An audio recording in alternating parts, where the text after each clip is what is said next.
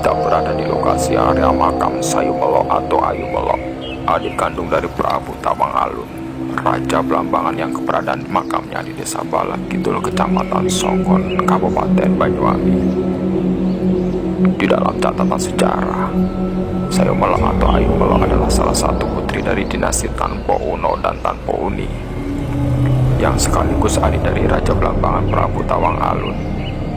Ayumelo berkuasa di Kerajaan Kedaung pada tahun 1665 sampai 1667, menggantikan kakaknya Mas Wirobroto yang gugur di medan peperangan.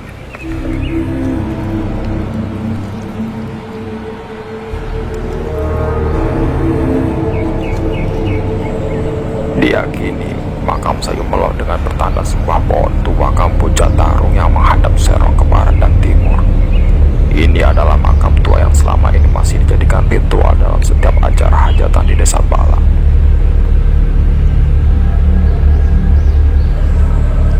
Banyak hal mistis yang sering terjadi di tempat ini, dan banyak pula yang terjadi penampakan-penampakan yang sering terlihat di areal makam tersebut. Makam ini keberadaannya di tengah pemakaman umum. Di saat kita memasuki makam ini, terasa sekali aura mistis yang berasal di areal tempat ini. Kali ini kita bersama dengan Mas Agung, penggiat sejarah Banyuwangi, untuk menceritakan sedikit tentang Sayumelo.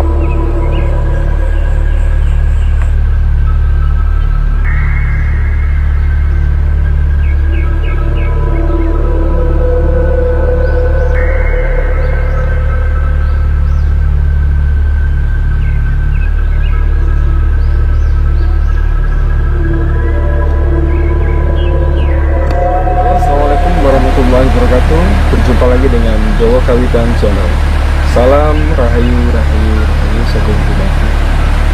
Kali ini kita berada di kawasan di daerah mana? Di Desa Balak, Kecamatan Songgon.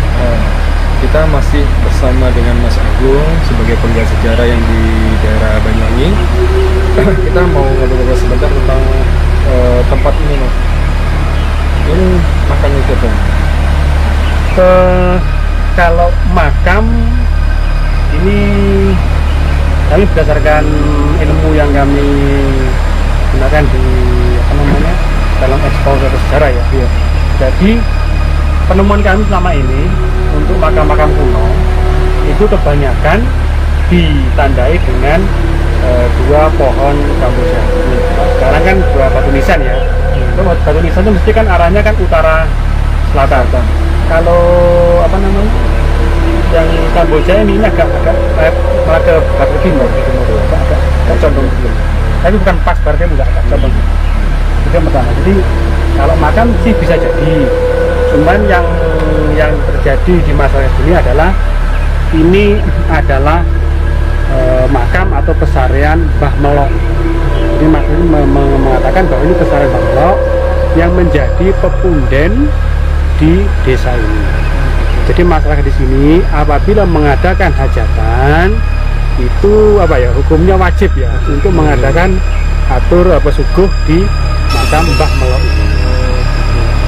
Terkait dengan analisa kami, Mbah Melok ini kalau dikaitkan dengan Sayumelo atau Mas Sayumelo ini juga dekat sekali karena lokasinya ini berdekatan dengan Bayu. Yang disebutkan bahwa yang jumlah di Bayu itu adalah Prabu Tawang Alun. Itu punya adik Mas Ayu Gringsing, Mas Wirobroto, dan juga Mas Ayumelo ini. Nah, Mas Ayumelo ini diceritakan pula ini juga merupakan istri, jadi karena perkawinan politik ya, istri dari Pangeran Trunojoyo dari Madura. Di dekat sini ada makam keluarga dan paguyuban keluarga Trunojoyo yang kumpul setiap hari raya Idul Fitri. Itu hubungannya di sini. Masih hubungan ya. Tapi masalah di sini ini tidak mengatakan Sayumelo, tapi mengatakan bahwa ini makam Mbah Melok. Ini kira-kira dari tahun berapa, Mas? Memang dari asal muasalnya tempat ini memang untuk pemakaman umum atau dulunya memang ini? Saya sendiri kurang tahu karena juga saya baru tahu bahwa di sini ada makam dikeramatkan namanya Mbah Melok. Jadi ketika saya pertama kali datang ke sini ini sudah bentuknya adalah pemakaman umum. Cuman masalah di sini juga nggak tahu juga tentang masalah hubungan dengan sejarah. Bagaimana dari telisik kami kok dekat dengan makam makam keluarga Trunojoyo ya. Di sini juga banyak Trunojoyo. Kemudian diceritakan bahwa Mbak Melo ini adalah istrinya dari Pangeran Trunojoyo dari Madura.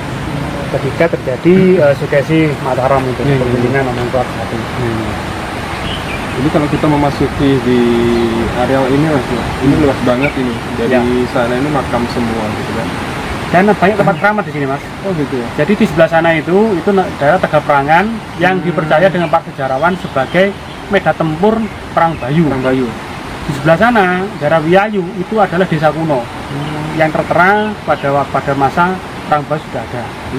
Di Wiyayu itu banyak sekali makam-makam situs-situs yang dikeramatkan.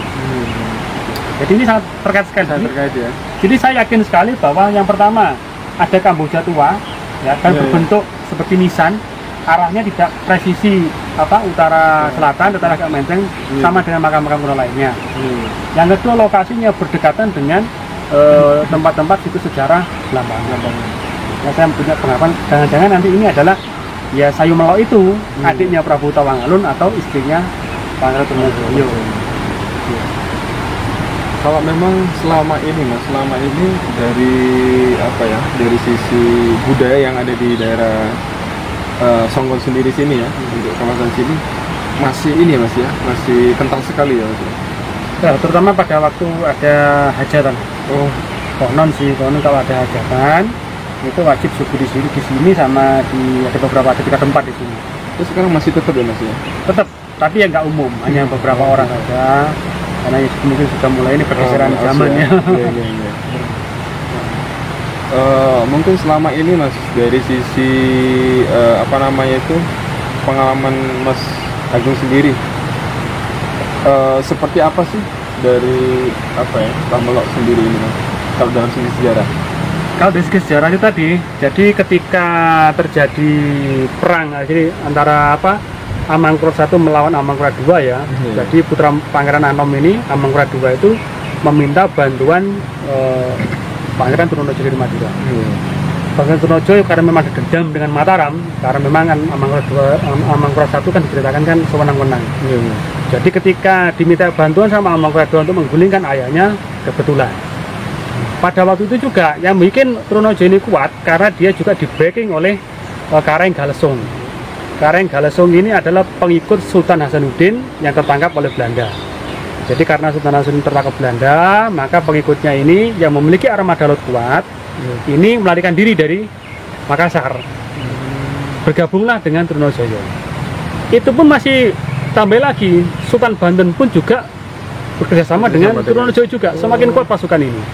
Jadi pasukannya terdiri dari pasukan Mataram, dari Amangkurat II, dari Banten, dan dari persenjataannya armada lautnya dari Kareng Galesung, panglimanya adalah Pangeran Trunojoyo, dibantu lagi dengan Prabu Tawangalun yang mengutus putranya Pangeran Gajah Binarong untuk mensuplai logistik membacking Pangeran Trunojoyo. Makanya kan Trunojoyo menang melawan Mataram dan sempat bertahta di menghancurkan Keraton Pleret.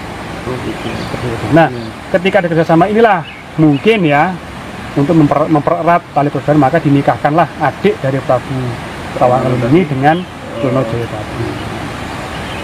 Maka tak heran di sini di Bayu, dekat-dekat Bayu ini banyak sekali tinggal keluarga besar Trunojoyo yang pada hari raya pasti ada kumpul ya silaturahmi itu di makam ini, pemakaman. Ini pengetahuan ini di tahun berapa ini Mas kira-kira penemuan tempat ini? Kalau persis saya nggak tahu, cuman diceritakan peristiwa Trunojoyo melawan Amangkurat kan tahun 1670-an. Berarti memang ini ya masih termasuk peninggalan prasejarah yang ada di daerah Songgon sendiri. Kalau dilihat dari lingkar dari pohon ini Kamboja, ini pohon tua. Jadi kalau dari lingkar ini pas dipastikan pohon tua. Kalau melihat dari posisi berdirinya yang dua gini kayak batu nisan, dipastikan ini makam kuno. Cuman kan masih sampai saat ini belum ada yang meneliti tentang ada tulang belulang di dalamnya, masih belum ada. Dan ini menurut cerita masyarakat sekitar, ini juga ada beberapa orang yang lelaku di sini.